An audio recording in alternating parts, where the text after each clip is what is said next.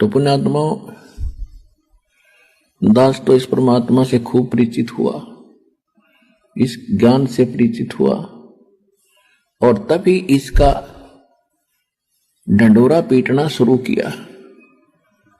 सारे कॉन्फिडेंस से सब प्रकार के प्रमाण प्राप्त करके तब मैदान में उतरा, परमात्मा का दिया हुआ वो तत्व ज्ञान रूपी शस्त्र लेकर।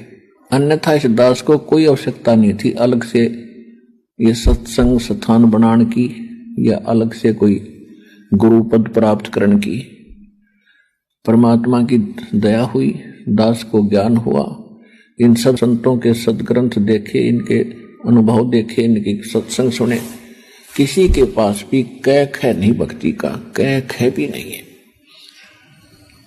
तो इस बात से दास को बड़ी ठेस लगी कि ये दास भी पहले परमात्मा की तरफ में भटकता था, कभी हनुमान की पूजा, कभी श्री कृष्ण की पूजा, कभी बाबा श्याम जी की पूजा, कभी सालासर में जाना। तो हमारे की तरह सभी आत्माएं भटक रही हैं जिनको कुछ मिला नहीं, और सब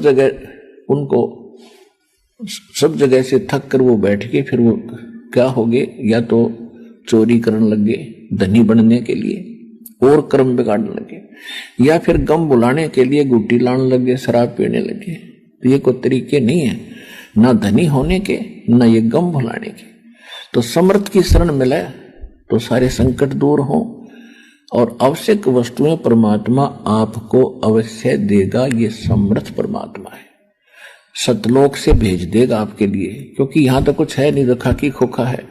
और आप सोच भी नहीं सकोगे हे परमात्मा इतनी बरकत कैसे होने लगेगी। आपने भगवान के गुण सुने थे, आप देखा करियो, रोज रोज देखा करियो, भगवान ये कर दिया, ये कर दिया।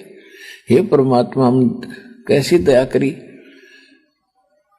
तो आपके ऊपर ऐसी मेहर बरसेगी दाता की, आप सोच भी नहीं सकते।